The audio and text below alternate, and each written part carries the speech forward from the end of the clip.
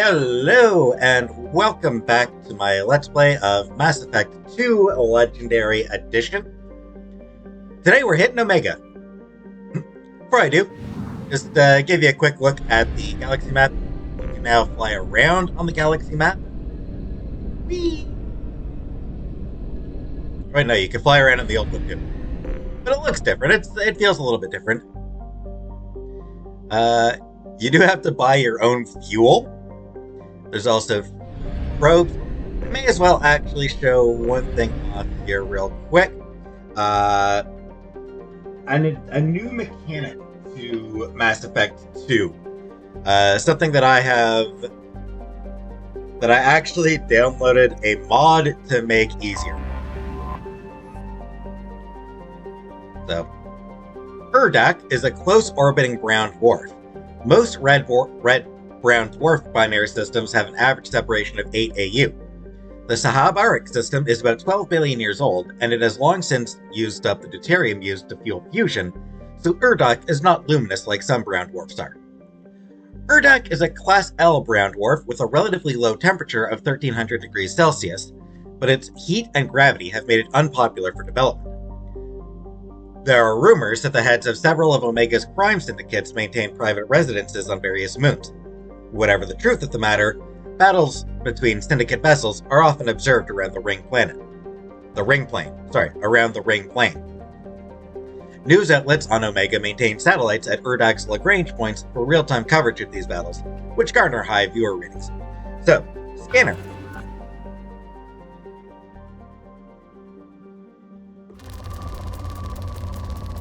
So yeah, this game, instead of driving around planets to collect resources, you scan planets.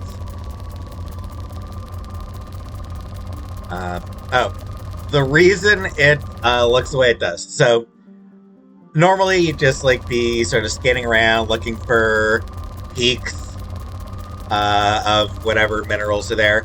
I downloaded and then you'd launch probes at places with high levels of various minerals. It's long and boring.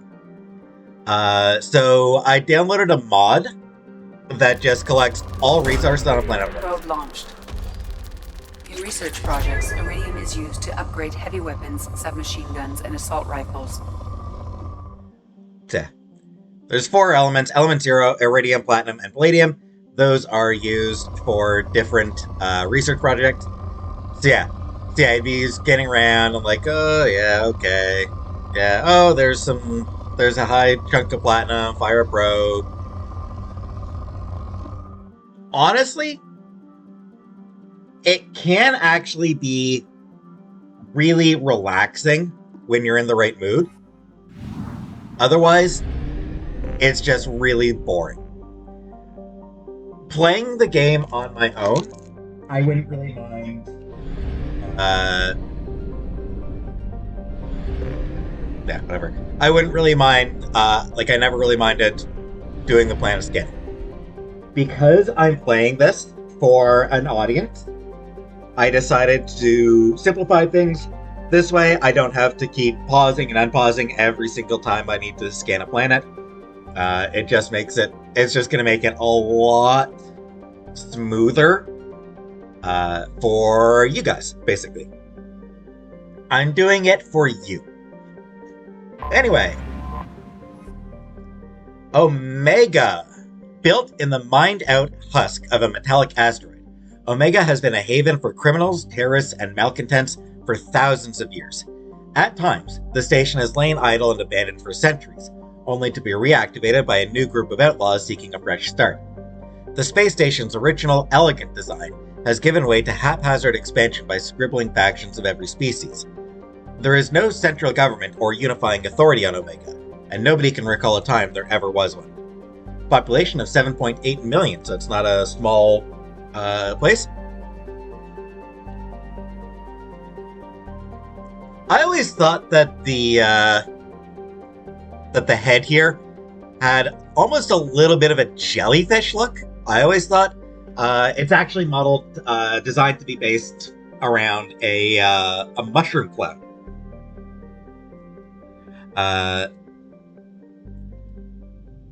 I'll have more to say about Omega in a few minutes.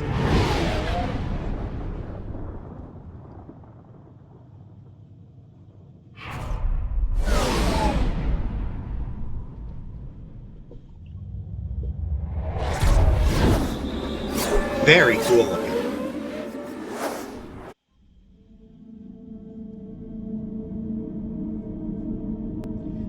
I do find it a really cool looking approach. Gee, I wonder who to bring along.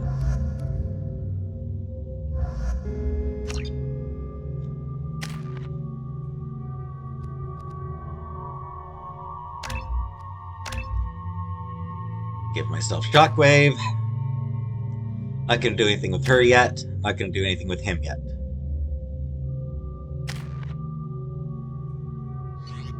Guns. I don't have any options here.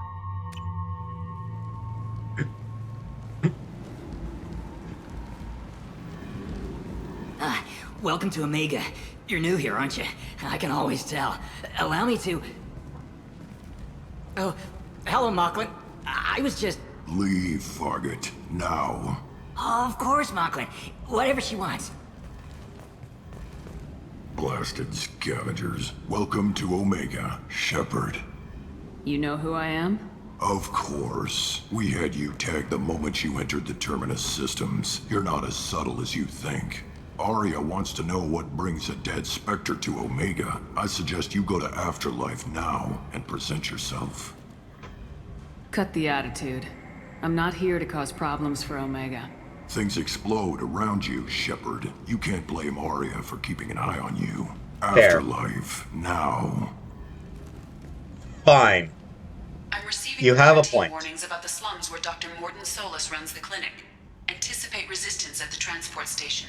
I have also accessed messages between mercenary groups regarding plans to deal with the Archangel. There's a recruiting station at Afterlife that may have information on him.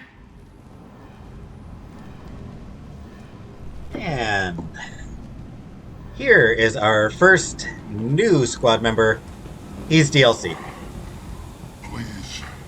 Zaid was originally DLC.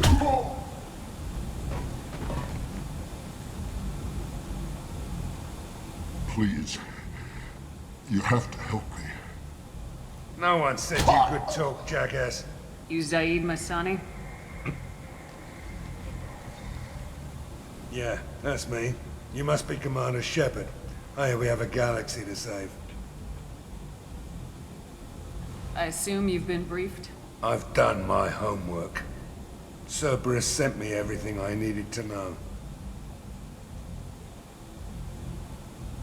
My contacts told me we're picking up one man, not two. Batarian delinquent. Pissed off someone rich enough to hire me to go after him. And for my bring him in alive rates even. Please. I didn't do it. I said shut it. Tried to lead me on a chase all over the systems. Poor guy. I should have known better. These people always run to Omega. Zaid is voiced by Robin Sachs, who I think... What was it he did? Was he Firefly or something like that?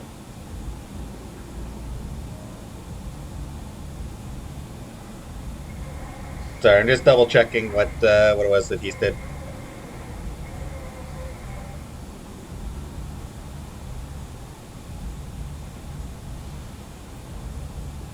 Oh snap! I forgot. So Robin Sachs. I actually totally forgot about this. He died back in 2013. Not even that old. Only 61 years old at the time he died. Well, it was a few days before his 62nd birthday.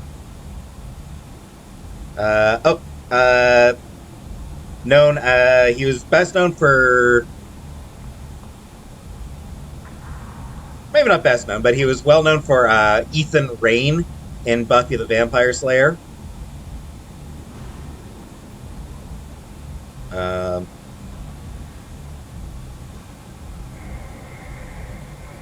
And he did a lot of other stuff. He actually did a lot. He had a long career. very long and very good career.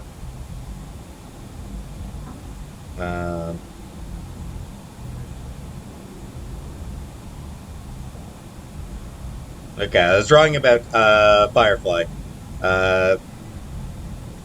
Babylon 5. He was in Babylon 5. That might be actually what I was mixing him up. And, you know, like I said, he was in Buffy. So, Galaxy Quest, he did Galaxy Quest. He had a pretty good career. So he had a really good career. He had also done work for BioWare before this. He was in, he did voice for Star Wars Knights of the Old Republic. And tons of other stuff as well.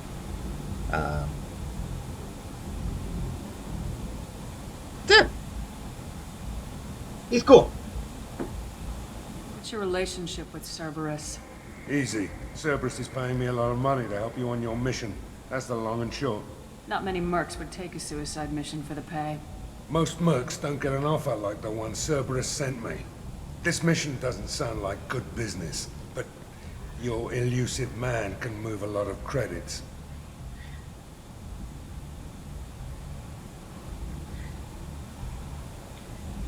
So one thing I should mention about Zaid, there was a little bit of controversy regarding the character because he was day one DLC. What that means is that he was ready to go on the day the game launched, which actually means that he was cut from the game specifically so that he could be made DLC. That's something that a lot of people don't really like.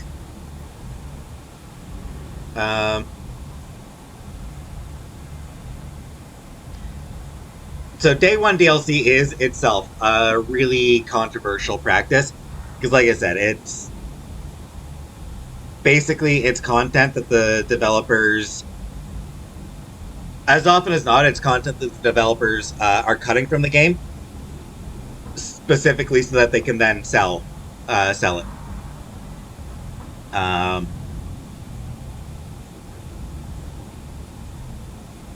The other DLC character, Kusumi, is similar case. She wasn't DLC, but she was released not too long after the game was released. And she was actually in the source code of the game. Not fully, not her full appearance or anything like that, but basically Kusumi was another character that was most likely cut so that she could be sold. Good to have you, Zaid. We have a lot to do. Anyway. That's what they tell me. I assume the elusive man told you about our arrangement. No. I guess he decided to leave that information out of the dossier. Good thing I asked. Picked up a mission a little while back, just before I signed on with Cerberus. Thought you might be interested. You heard the name Vito Santiago? He's the head of the Blue Suns, runs the whole organization. Seems he recently captured an Eldfell Ashland refinery on Zoya, and is using their workers for slave labor. The company wants it dealt with. I'll make sure we get that done. No problem. Good. Get it out of the way so we can concentrate on being big goddamn heroes.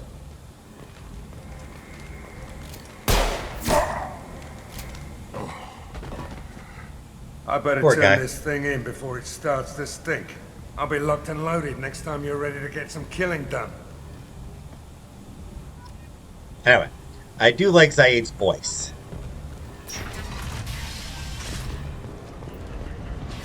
And this is Omega. Omega, what a piss hole. At least it keeps you on your toes. I've had to come here on business before.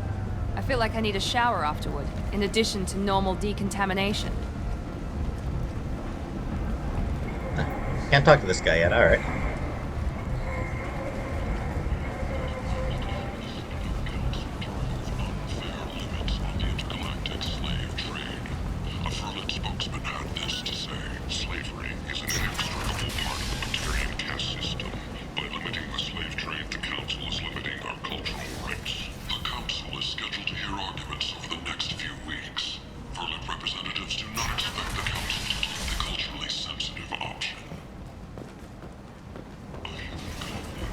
End. End is nigh. Humans are a blight on galactic purity. You, sir, you are a blight. You, and you, human. And you. Who, me? I'm a blight? Protheans cast off the lesser races. The Krogan, the Vorja, and the humans. And so they dwelled in filth, on worlds made of dirt and feces. And there they lay until they stumbled into the skies. The lesser races will be our downfall. The word is clear. Let none in my sight continue to live, lest their impurity displease me. The word is clear on this, friends. Humans are the hands of the Reapers, here to commit the galaxy to ruin! You're crazy. Be gone! Sinner, I cast you out into the cold black. I name you unclean. I like this guy. Bring unto me the children, that I may watch them grow, be soldiers of the cause. The way is clear, my friends. Draw your weapons for the word, or face its terrible wrath. The end times will come, not with a bang, but with a sigh. Those who did their I like that line. in the well of sin and vice must repent with fire, oil, and gun. Let not fleshly friendships and base urges compel us to sin and neglect. The word makes its demands, and it demands obedience.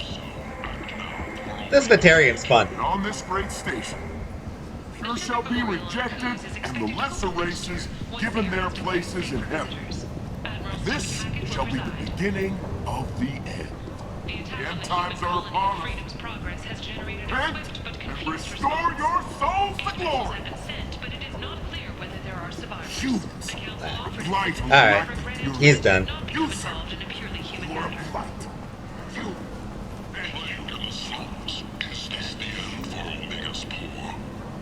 So, Blood Dragon Armor. This was originally DLC. Before you buy anything from any shop, always talk to the I might have shopkeeper. something here for humans. Not much. What have you got in stock? Something of everything. A lot of merchandise comes through this station, and I snatch up the best of it. I'm in the mood to spend some money, but I think I can find better stuff elsewhere. You won't find a better selection anywhere. Unless you're willing to risk the black market. I'd rather deal with you than give money to those thieves. You sure we can't make a deal? Look, I can't compete with the black market. I have to make a profit. I'll do what I can. But don't tell anyone or I'll lose my shirt. There we go. You're back. You must have seen something you like. Speaking of which, you may have noticed, Charm, Intimidate, not here.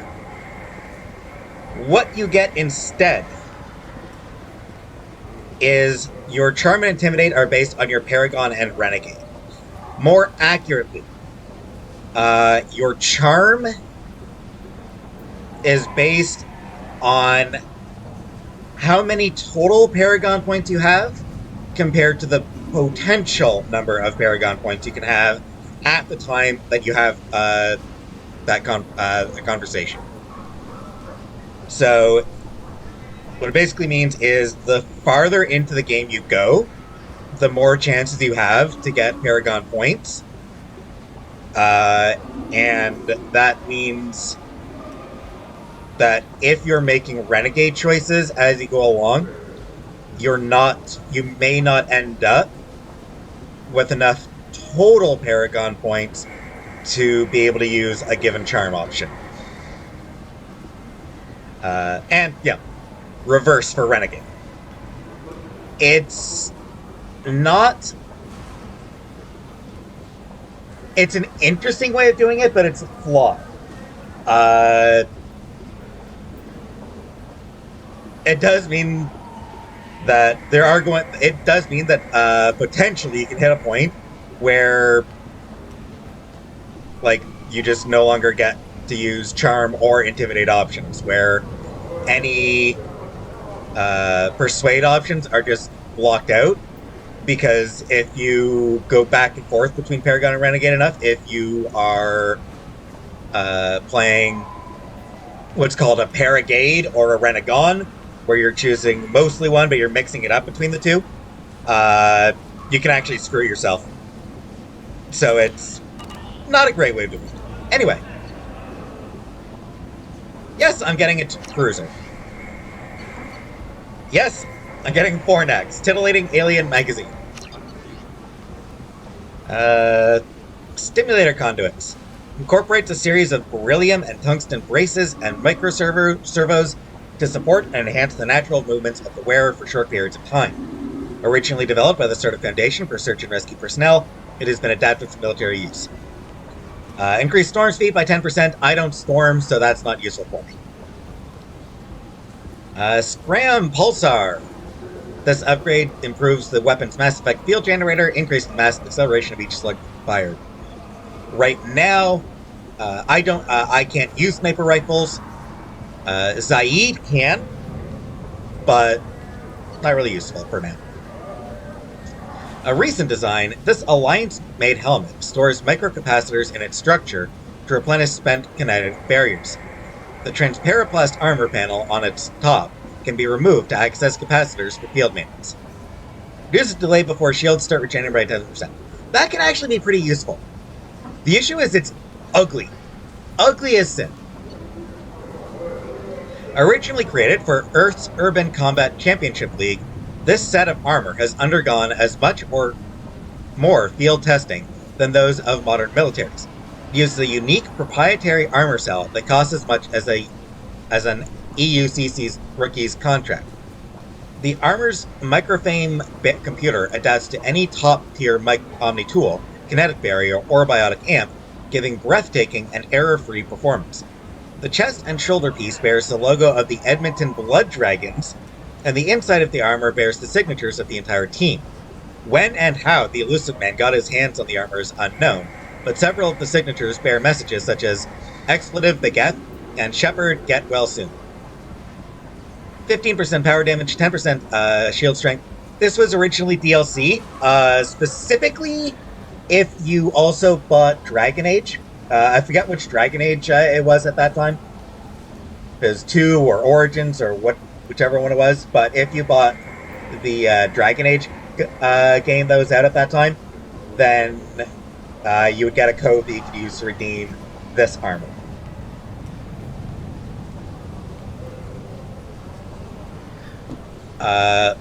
All the DLC guns and armor are in this game.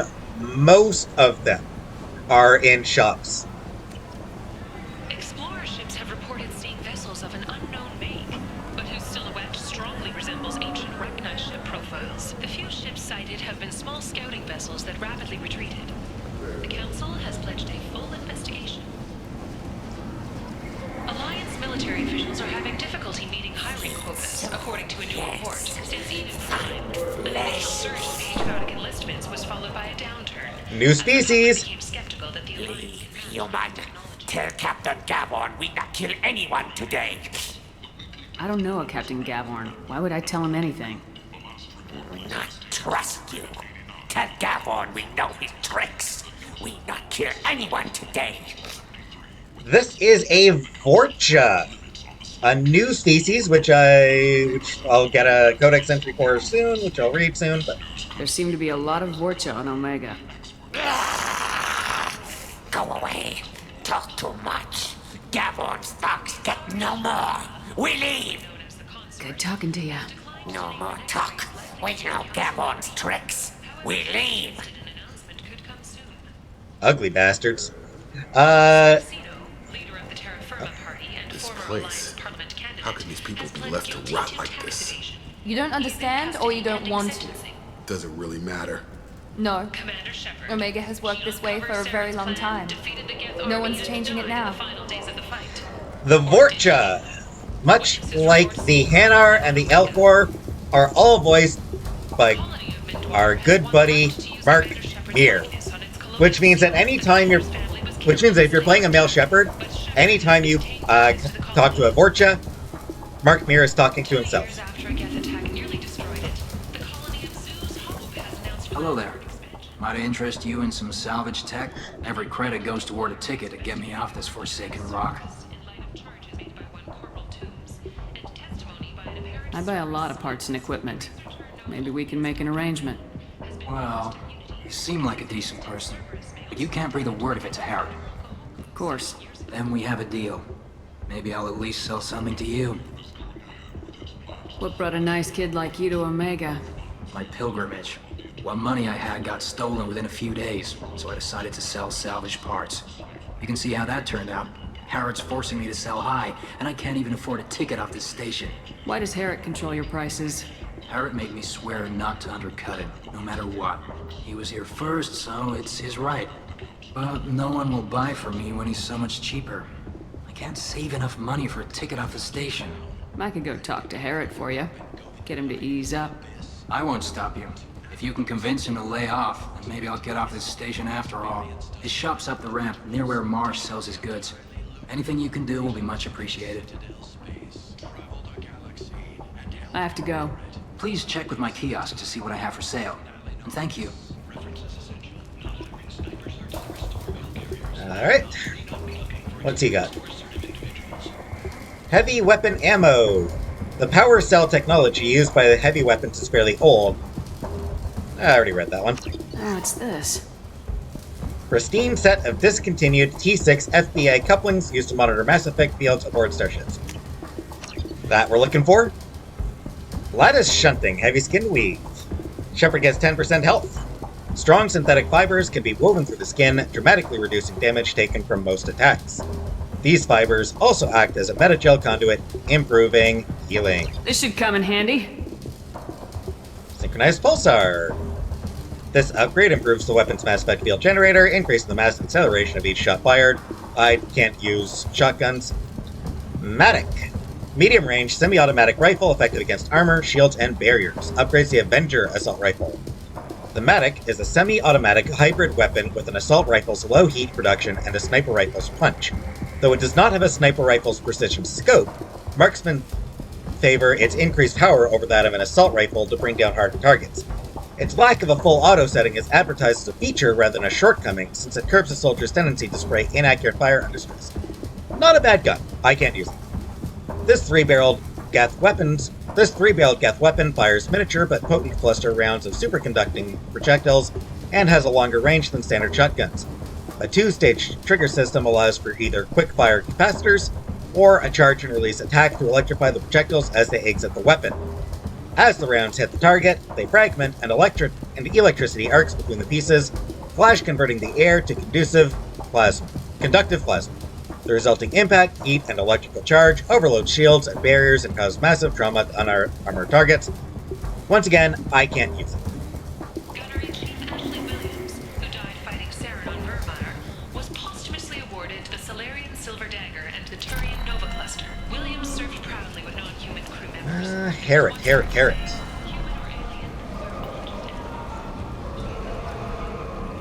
Where is Harrod?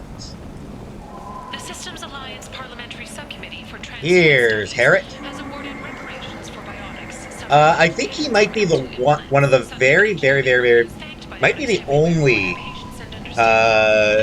Elcor, male Elcor in the trilogy who I think is not actually voiced by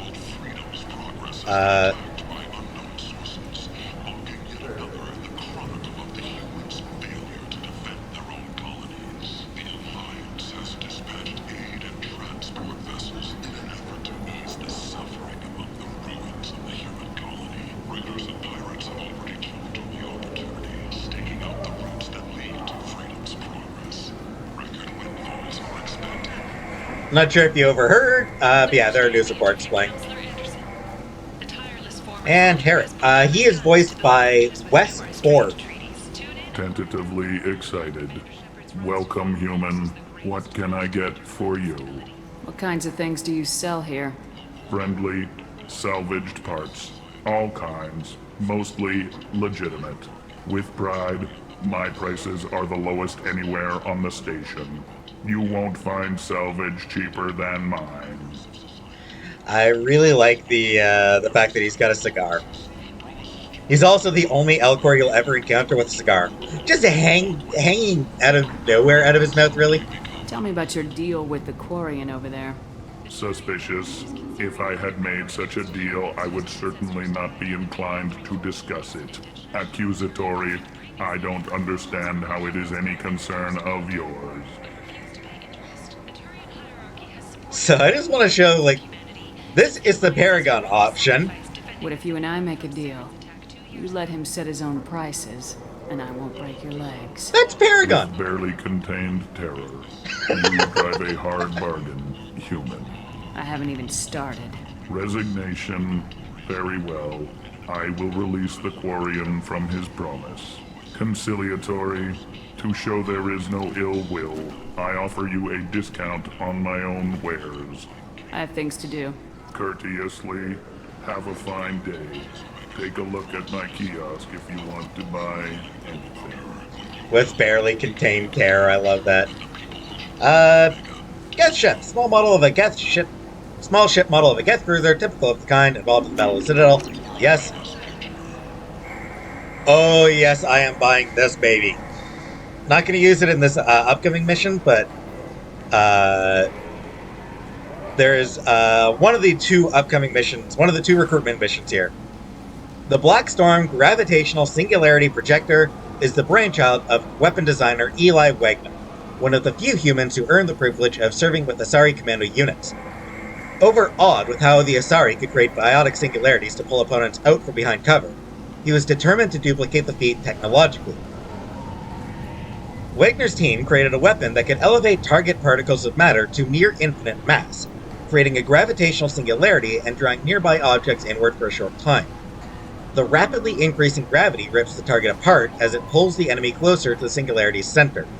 When the mass effect field destabilizes and suddenly returns to normal mass, the result is explosive and inflicts additional trauma on the enemy. The weapon almost didn't happen. Early designs were dangerously unstable. The science for creating a hyperdense mass effect field was well established, but projecting it at an adjustable range proved elusive. It is only after 6 years of development that the weapon finally qualified for Systems Alliance AIHW Advanced Individual Heavy Weapons trials. By that time, the Singularity Projector was rugged, reliable, and easy to use and repair. It immediately went to field tests in a small-scale desert war on Earth, where the weapon terrified opponents who had never seen its effects before. The swirling sand and dust sucking soldiers into its center served as the centerpiece for many propaganda videos. In the resulting media coverage, the Wagner Arms M490 GSP became known by its simpler nickname, the Black Hole Gun.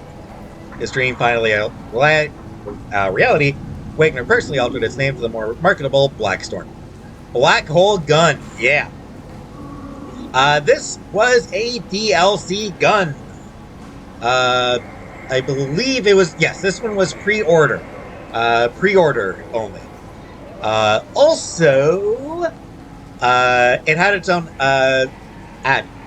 There was actually an ad for this gun on, you can probably still find it on YouTube. Terminus Armor, another DLC. Terminus Armor is environmentally sealed with an independent air supply for use in space and extreme planetary conditions. Its onboard microframe computer runs a suite of battle management software. To prevent detection by passive thermal sensors, body heat is channeled to the base of the feed and dispersed into the ground. Stores feed! Don't really care. Shields, not bad. Weapon reserve ammo, not bad. Predictive display. It's expensive, so I'm not going to bother with it for now. In the ongoing war between security software companies and hackers, Cerberus seeks to maintain a list of primary backdoors, little-known security holes that have been active for some time and remain unpatched. Ongoing research in this area should improve operatives' ability to hack through most conventional security measures. Micro-wells developed by Armax Arsenal store part of the energy directed at the armor and use it to jumpstart the kinetic barrier recharge cycle. That looks pretty useful. Not...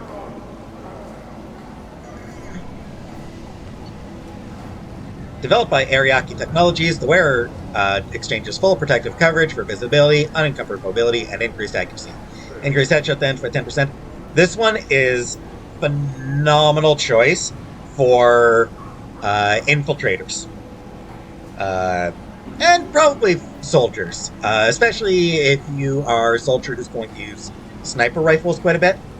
But yeah. Nah, I'm not going to buy anything just now.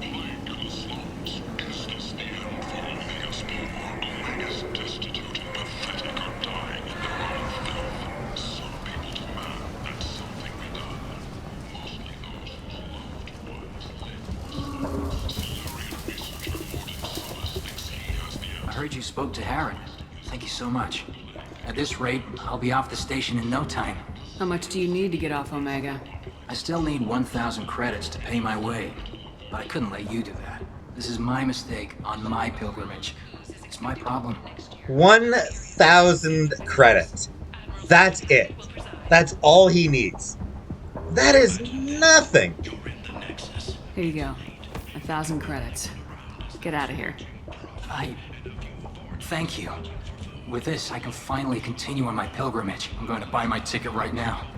Thank you again. You can still buy this stuff. Like I said, right now there's nothing...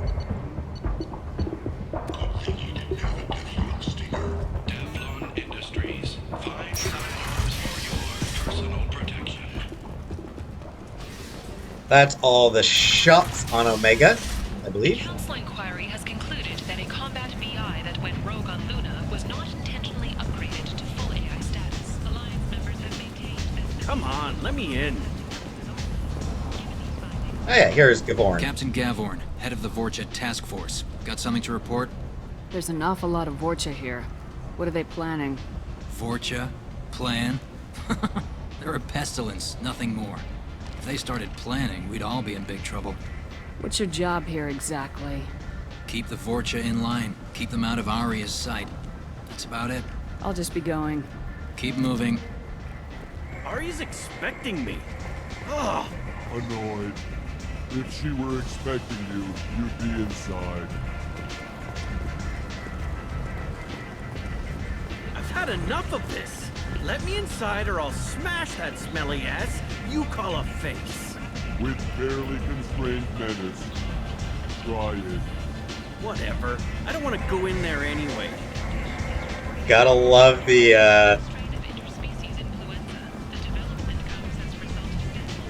Yeah.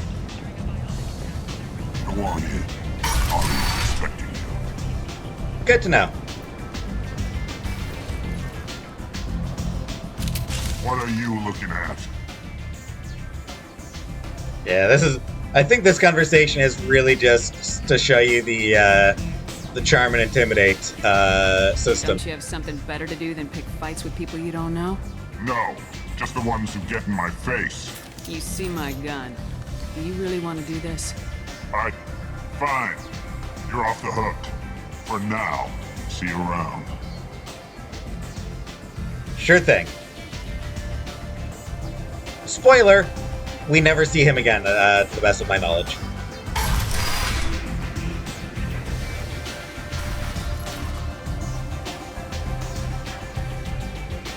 Yep.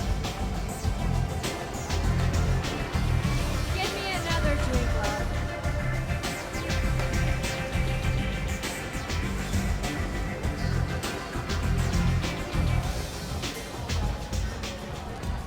One night with Arya. That's all it'll take.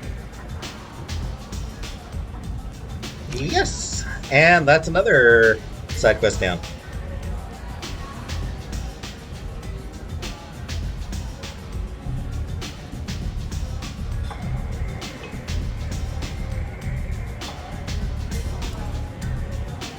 Yeah, this game actually lets you drink.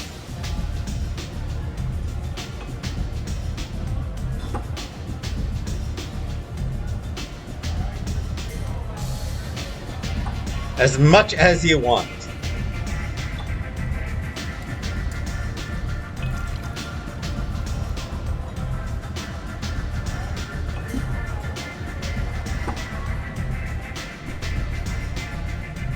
Nah. That'll do for now. You hear that? No, me neither.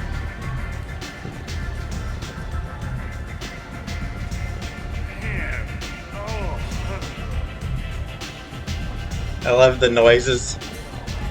I seen a Gorcha shoot a man. Oh no! It was another Gorcha.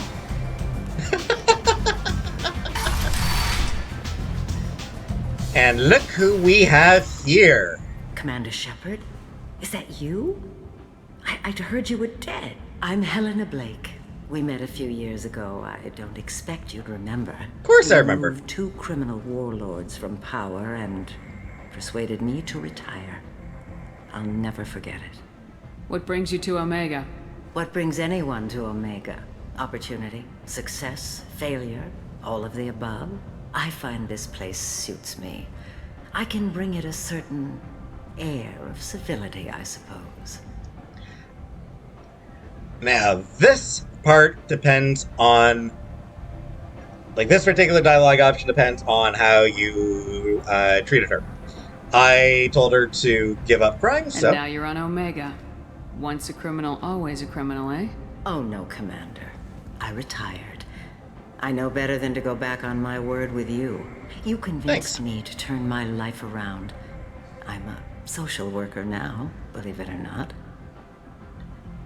If you allowed her to continue being a criminal, then she is on Omega to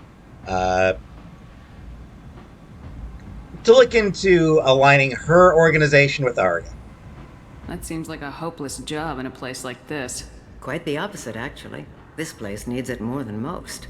Doing the good work in a place like this requires that one understand how things truly work, which makes me uniquely qualified. Yeah, this is such a heartwarming moment, honestly. You found a criminal and turned her into a social worker. That's more noble than I expected. Noble? No. It's just that someone came along a few years ago and made me see the error of my ways. You convinced me that I could use my contacts and skills for things other than smuggling and exploitation. I thank you for that. Well, I'm glad to hear you're keeping out of trouble. Thank you. This is all to your credit, Commander. I have to go. Of course. You must have more important things to do. I honestly love that.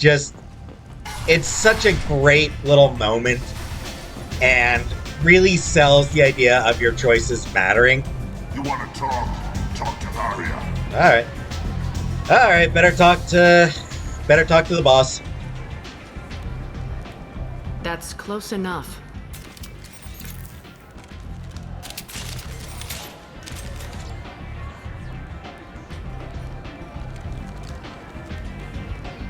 Stand still. If you do this, you just start randomly moving around. If you're looking for weapons, you're not doing a very good job. Can't be too careful with dead specters. That could be anyone wearing your face. I was told you're the person to talk to if I have questions. They're clean. Depends on the questions. You run Omega? Oh.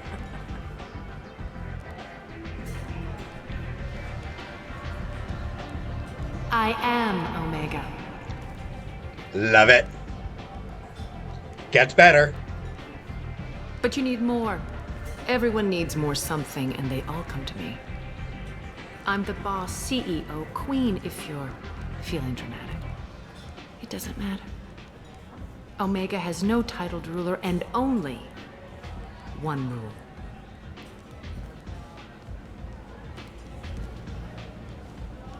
Don't fuck with Aria. That smirk.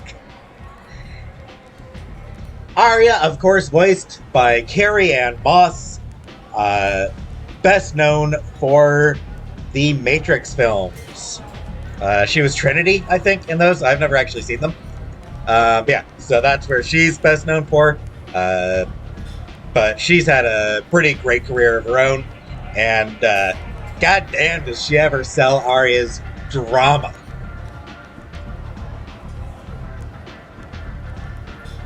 Love it. I love Aria. Like, just that introduction is just perfect. I like it. Easy to remember. If you forget, someone will remind you. And then I toss your sorry ass out the nearest airlock. Settle down, Garka. So, what can I do for you?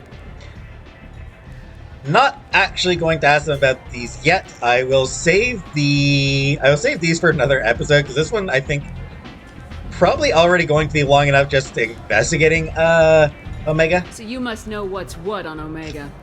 Everything that's worth knowing. I don't usually give it out freely. Information is power. Mundane things you can find yourself. Take a walk in a back alley or buy one of the mercs a drink. Better yet, talk to the entertainers.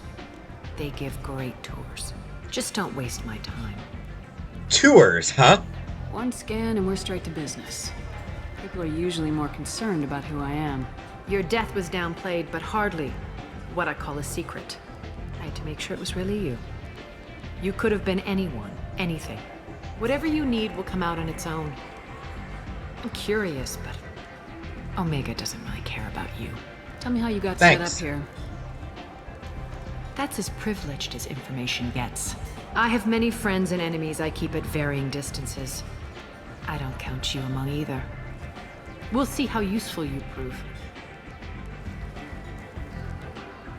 Short answer, mind your own damn business. Fair enough. Maybe I'll come back later. Maybe I'll be here.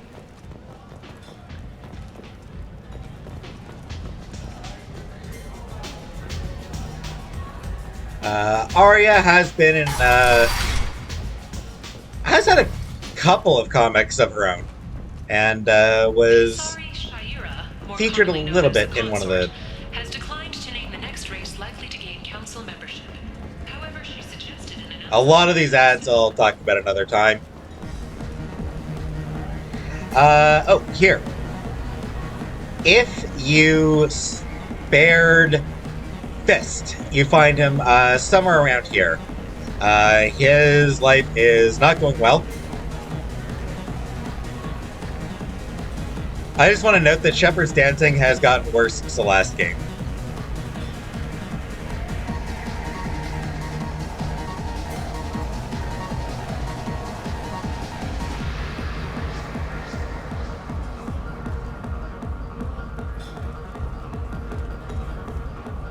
That's been nicknamed the Shepherd Shuffle, I believe, by the fandom.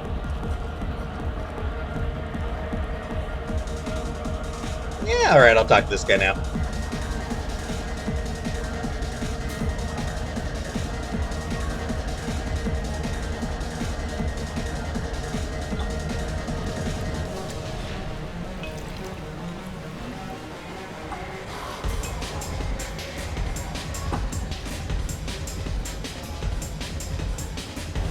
I don't like that smile. Oh. And Shepard's dead. Or not. Say something, Commander. What's going on here? You ought to be all right. Just take her easy. Looks like you broke the first rule of Omega. Don't order a drink at Afterlife if you're human. Humans aren't welcome at Afterlife? It's just that one Batarian bartender. He's got a stick up his ass about a bunch of Batarians that died a while back. No one does a thing about it, though. Humans ain't exactly held in high regard around here. That bartender tried to poison me? Tried is the word. As far as I know, you're the first human to survive it. Me and my friend Jake went there to celebrate our new shipping business. He got real drunk, and an hour later he was puking blood. Presumably, that would be the upgrades, some of the upgrades that I got from Cerberus. Duly noted. Let's get back to work. Be careful out there. The Destiny Ascension has completed its 20-colony victory cruise. Council members aboard thanked human alliance soldiers for their efforts in repelling Saren's invasion 2 years ago.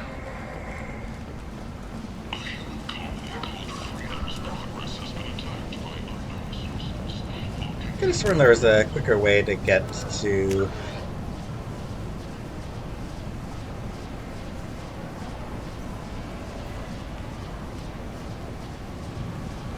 Guess not. Actually, no, there is. Somewhere down here, right? Aid and transport vessels in an effort to ease the suffering among the Yeah, the male news reporter on Omega is clearly a Batarian who hates humans. All right.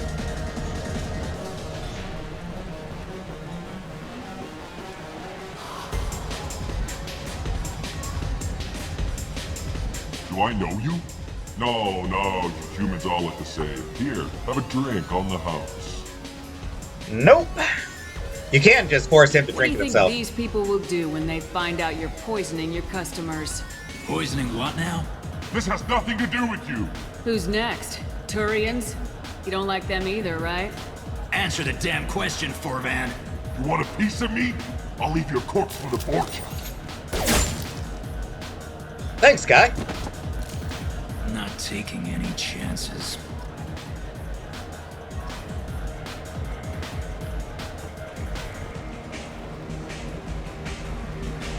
And yep. Nice butt shot.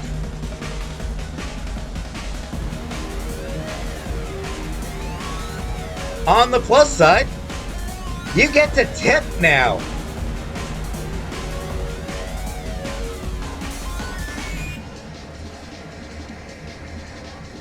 All right.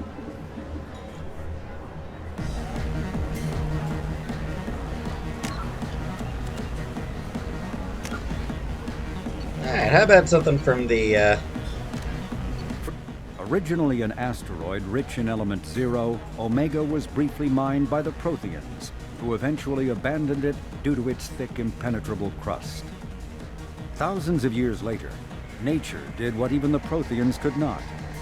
A collision with another asteroid broke Omega in half, exposing its trove of element zero for easy mining. A rush ensued as corporations and private individuals tried to strike it rich on Omega, and thieves and outlaws followed in their wake. As space became tight, construction of processing facilities extended vertically from the asteroid, creating Omega's jellyfish-like silhouette. To prevent future collisions, the station is ringed with enormous mass effect field generators that redirect incoming debris.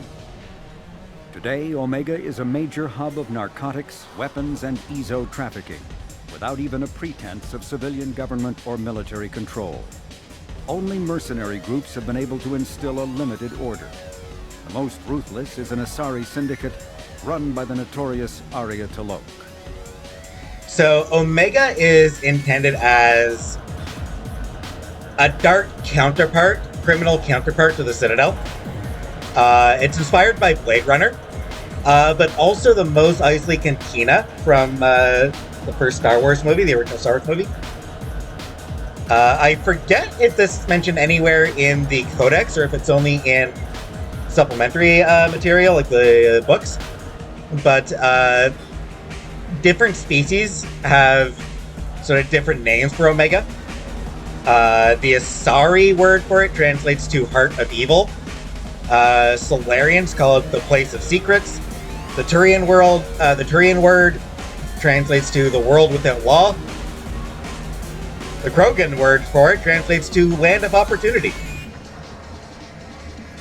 Tells you everything you need to know about them, huh? The Systems Alliance UT-47 drop shuttle landing craft holds 12 soldiers in a cramped, uncomfortable cargo bay and 2 more in the cockpit.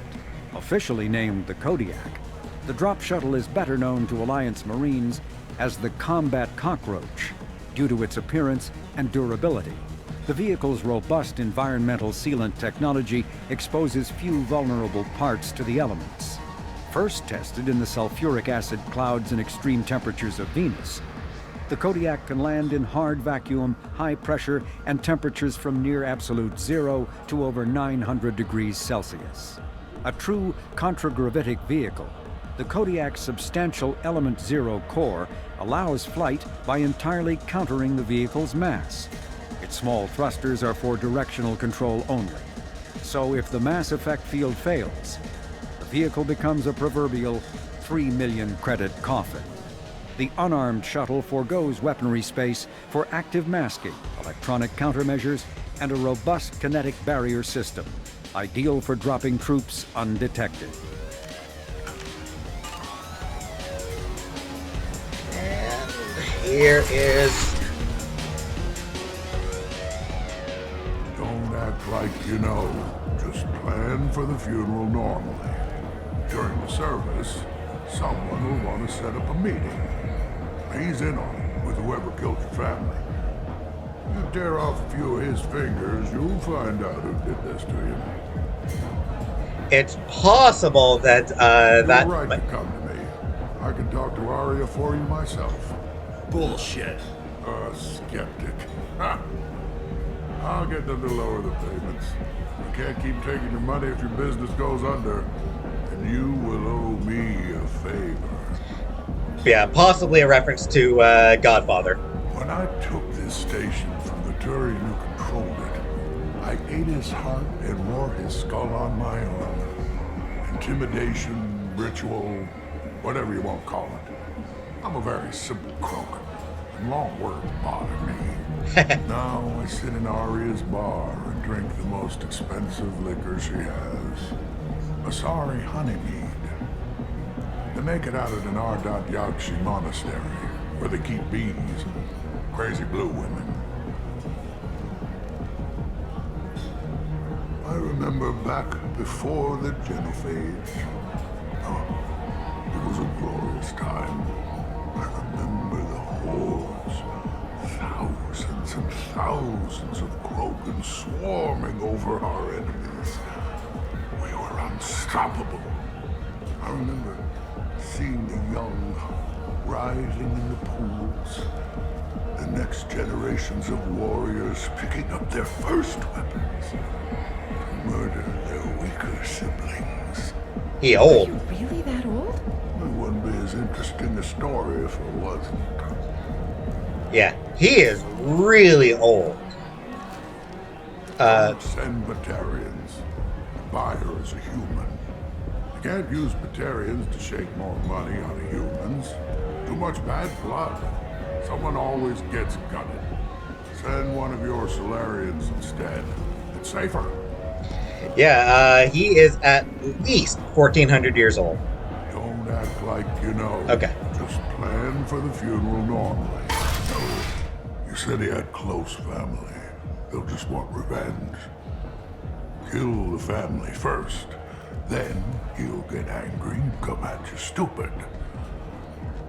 And then you kill him. I don't think I know you, human. I'm the Patriarch. Arya's Patriarch. What do you want? Why do they call you Patriarch? It's like an Asari matriarch, only male. It was Arya's little joke. After she took me down, she let me live. Kept me around as an advisor and a trophy. Yeah.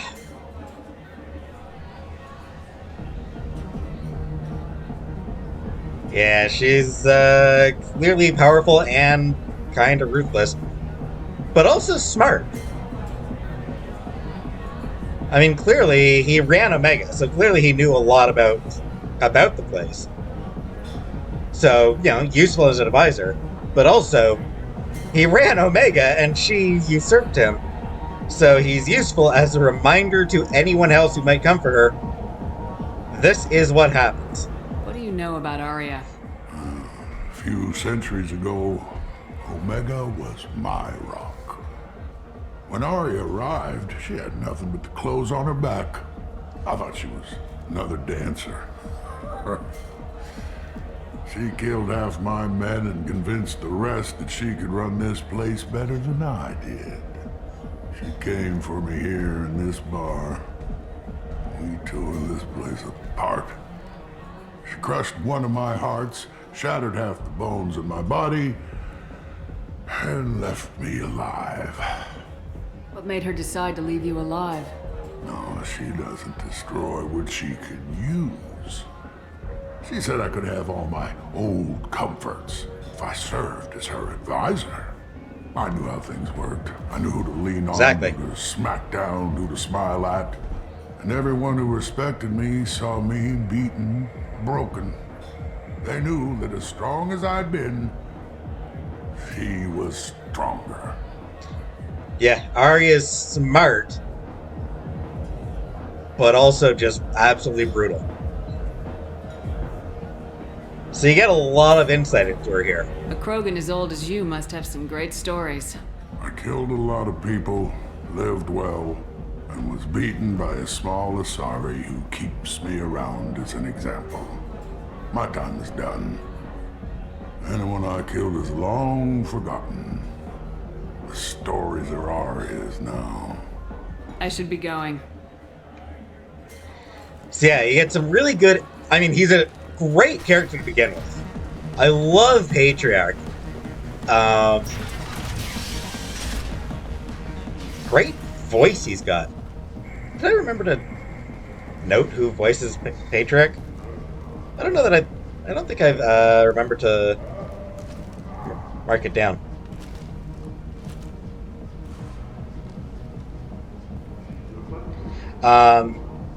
Yeah, I mean, he's just really cool, just from a conceptual standpoint. And Jim Cummings. Jim Cummings is the voice actor, and he does a really good job. Fantastic performance of the character.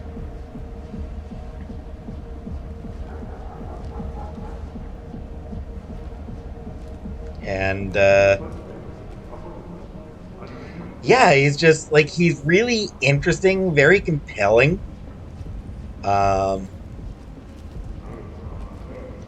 Oh, speaking of Arya, one of the novels indicates that she's 1,000 years old as well. So she is a in the matriarch stage of her life.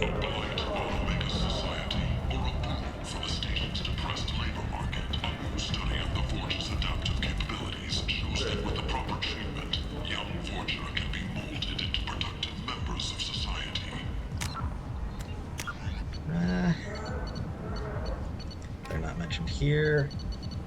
Not mentioned here either. All right. Get to that when it's relevant. Oh yeah.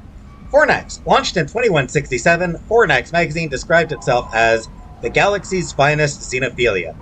By its fifth year, Fornax became the first human magazine to offer full 5-sensory stimulation, a previously unaffordable magazine technology made profitable by the economy of scale.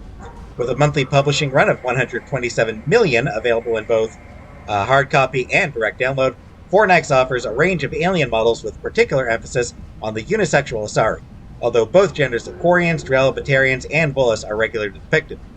Special editions such as Genet Elcor and Krogasm, oh my god, Genet Elcor and Krogasm service, devoted but smaller markets.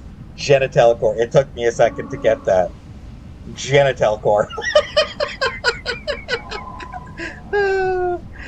Drell, another race we haven't actually encountered yet in this game. We'll come across them later. A political economic pact for collective colonial security, the Alliance is the central galactic institution of human society. The Alliance gained associate membership to the Citadel Council in 2165 and full membership in 2183, with Ambassador David Anderson representing humanity.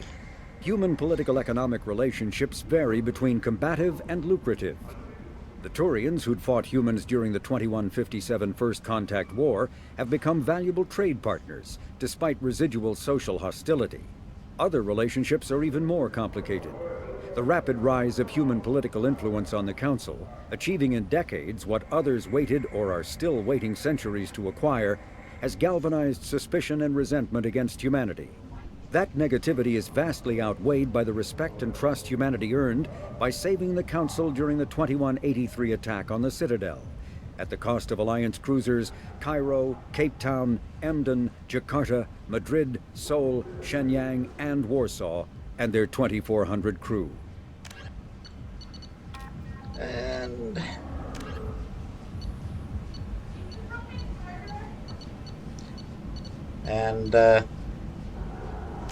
hold on just a second here.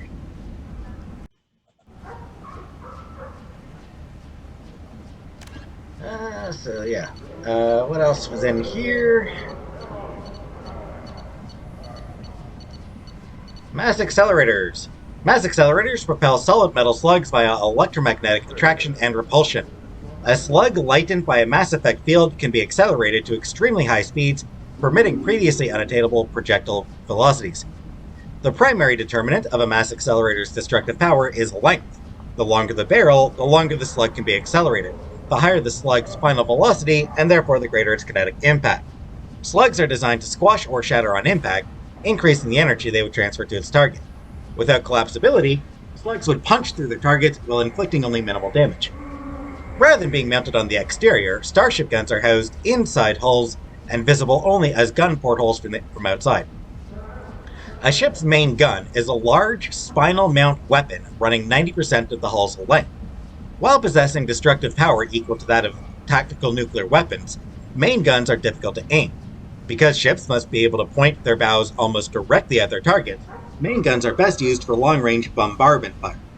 Approximately 40% of the hull's width, broadside guns inflict less damage and can be mounted with greater numbers and more flexibility. The modern human Kilimanjaro-class dreadnoughts mount 3 decks with 26 broadside accelerators apiece for a total salvo weight of 78 slugs per side, firing once every 2 seconds. However, mass accelerators produce recoil equal to their impact energy.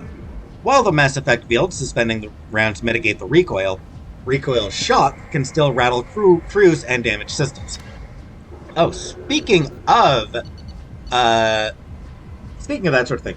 So the change to heat sinks. So fairly late into this game's development, there had been plans for a hybrid system, where basically you could still allow guns to slow down, so you'd still have the infinite ammo that allow you to let guns cool down, but you could pop a heatsink for an immediate cooldown. I think they dropped it ultimately out of basically for balance purposes, I believe. Kind of a shame. I do wish that they had left that in, but they did what they thought was best, I guess. Let me just refresh myself.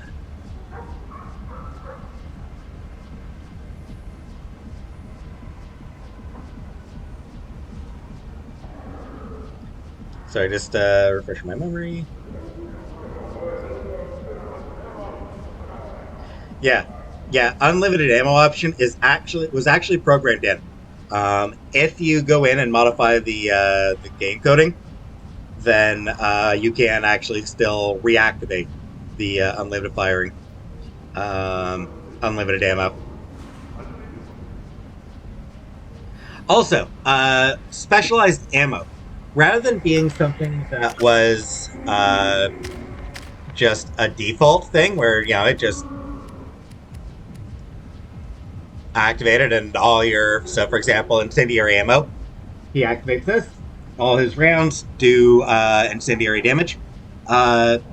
Apparently, specialized ammo was going to be a consumable resource. But they removed that as an option.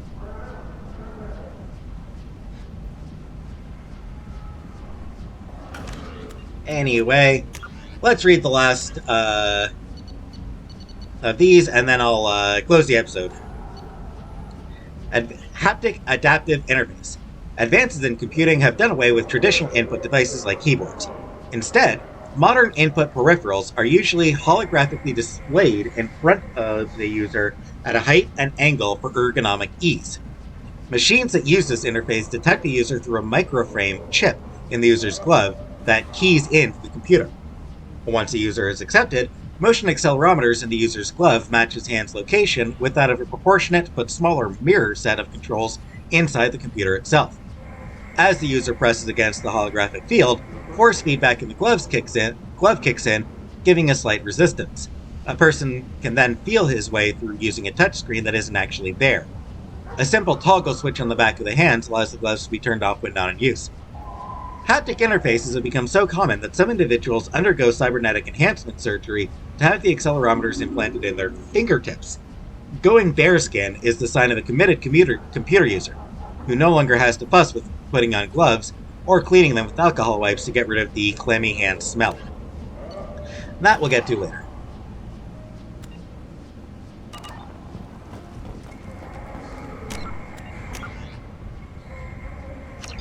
Just to clear that out. And,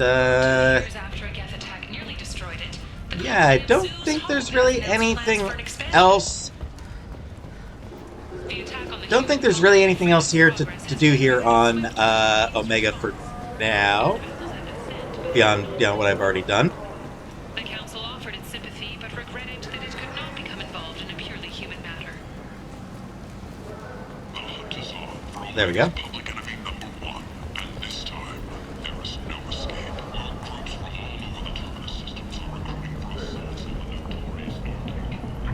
What do you want? What's behind this door? VIP section of the club. For those with the right name. Do you want something? I'd like to join the party. This really isn't your kind of place. Afterlife's main floor has lots of drinks and great music. Rude. But VIP, invitation only. I get it. I'm not angry. Human or alien, we're all just animals. She is the first Alliance soldier to receive either award. Aria Tolok, she's Omega's #1 citizen. But what do we really know about her? With your help, we can make damn sure that the people who should rule Omega do so.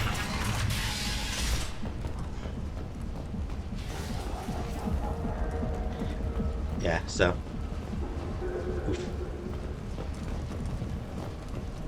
Different spots on Omega have options for different squad mates to comment.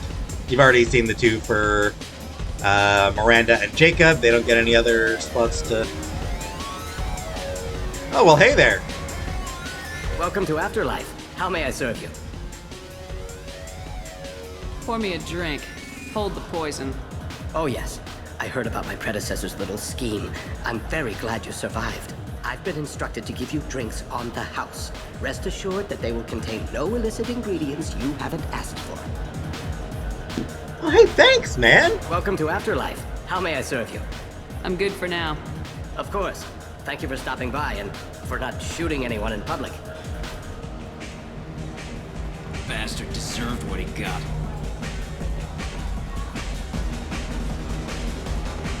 I got a mate and a ship. I only brought one of them with me to Omega. Is he hitting on me? It sounded like he was hitting on me. I'm not crazy, right? It sounded like he was hitting on me. This shit tastes like poison anyway.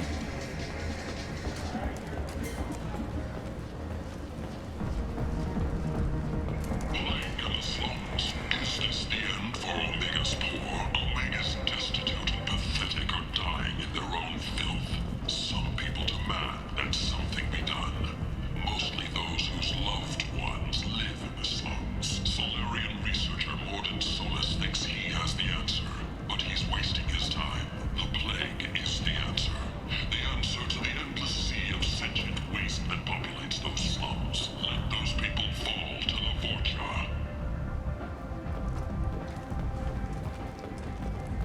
Yeah, that newscaster is a jerk. I seen a Vorcha shoot a man.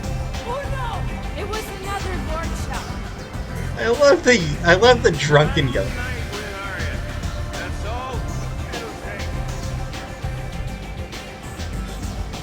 Alright, so yeah, this feels like a good place to end the episode. Just sitting here watching Asari dancers.